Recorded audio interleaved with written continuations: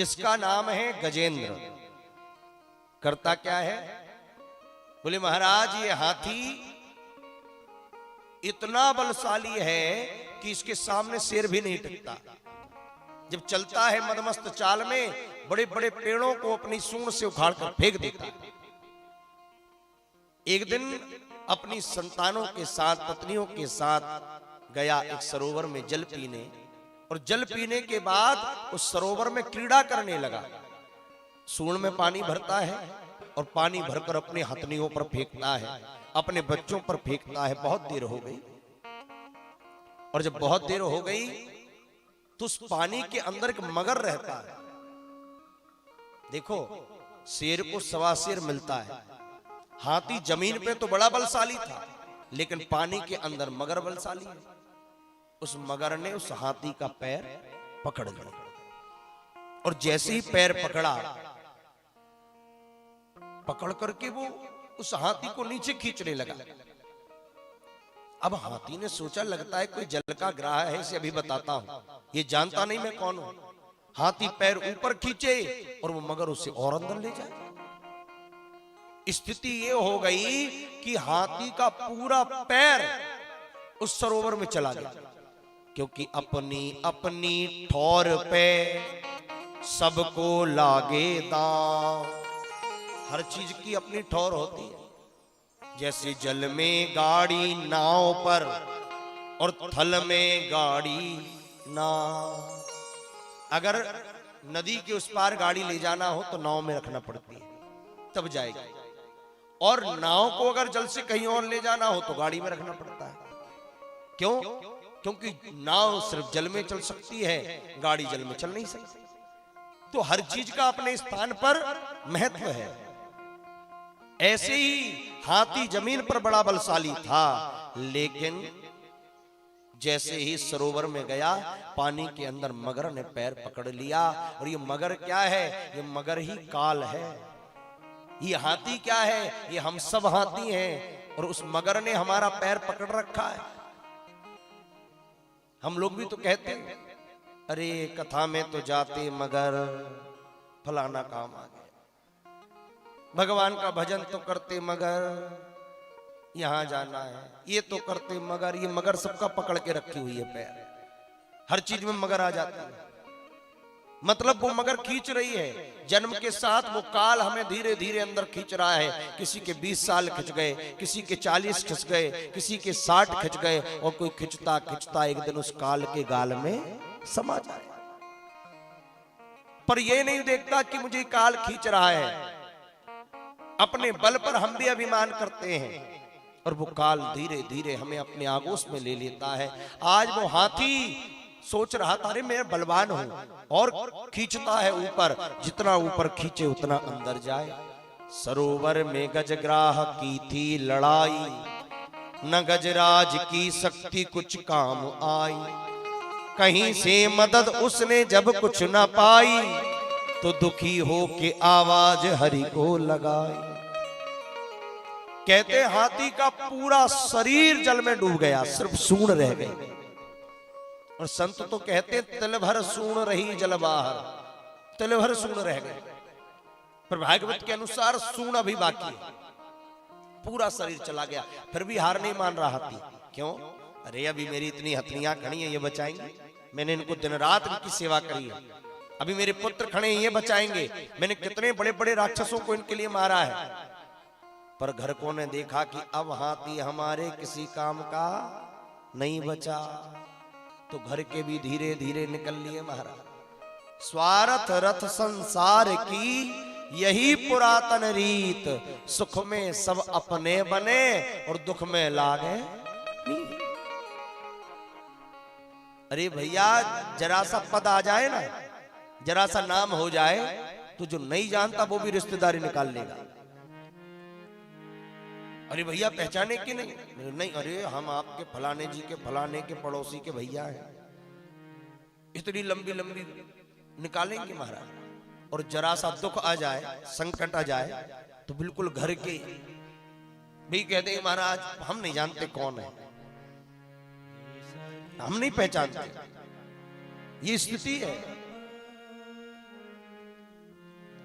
टूट जाते हैं अक्सर गरीबी में वो रिश्ते जो सबसे खास होते हैं, और पराए भी अपने बनते हैं जब पैसे पास होते हैं।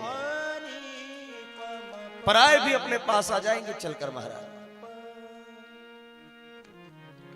सब पहचान निकाल लेंगे।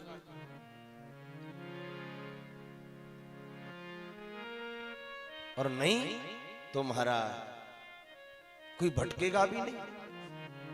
ये ऐसे ही संसार है, दिखता बड़ा सुंदर है, पर प्रीतम जान लियो जग माही, अपने सुख से ही सुख मानो, कोई काहू को नहीं। कोई किसी का नहीं।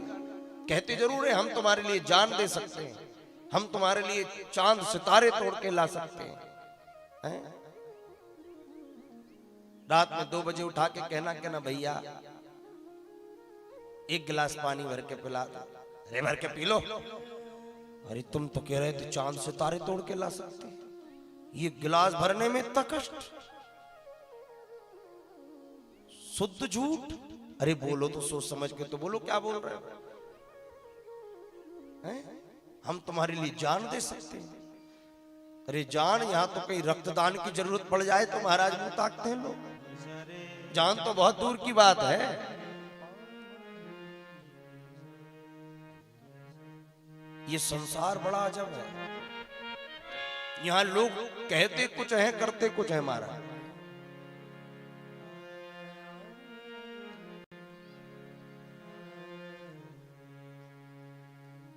कब हवा कहां से कहां बदल जाए कोई भरोसा नहीं लगता है संसार का।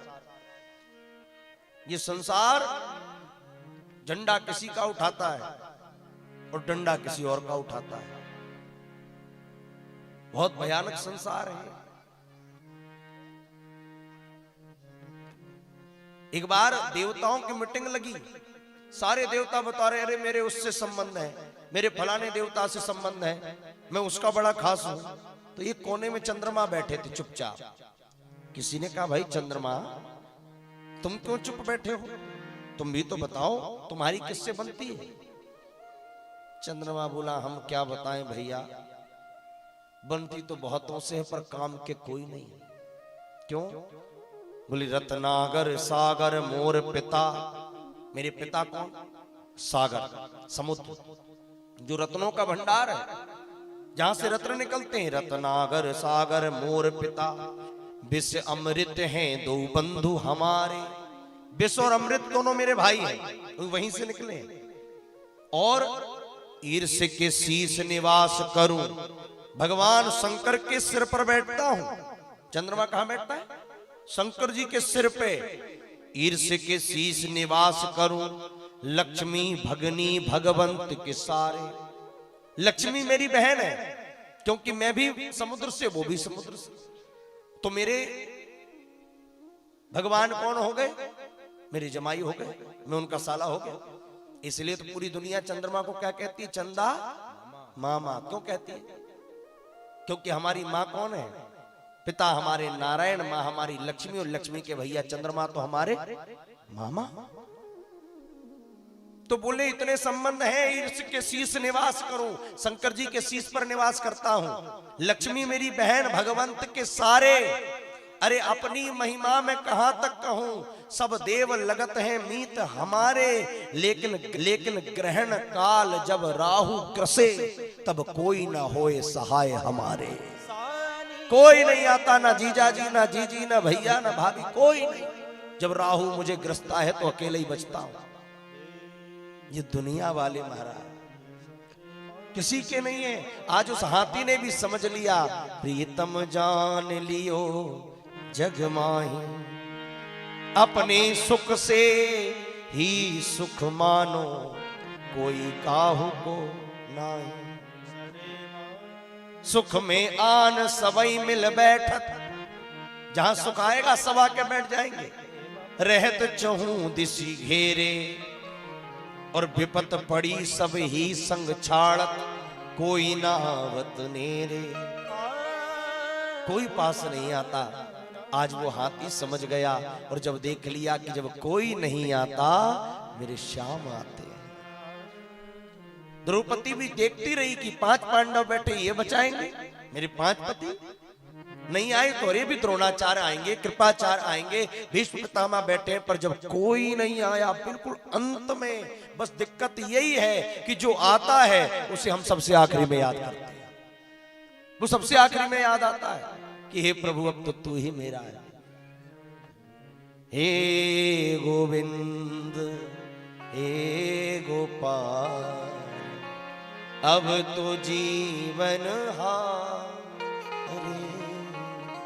हे प्रभु अब जीवन हार गया।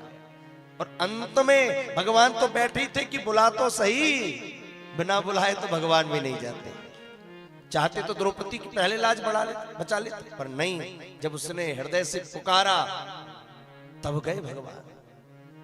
ऐसे नहीं जाते भगवान। जब हाथी ने भी देखा कि अब कोई नहीं बचा है, दुखी होके आवाज हरि को लगाई, और जब दुखी होके आवाज लगाई, आज उस हाथी ने एक स्तोत्र पढ़ा है जिसका नाम है गजेंद्र मोक्ष।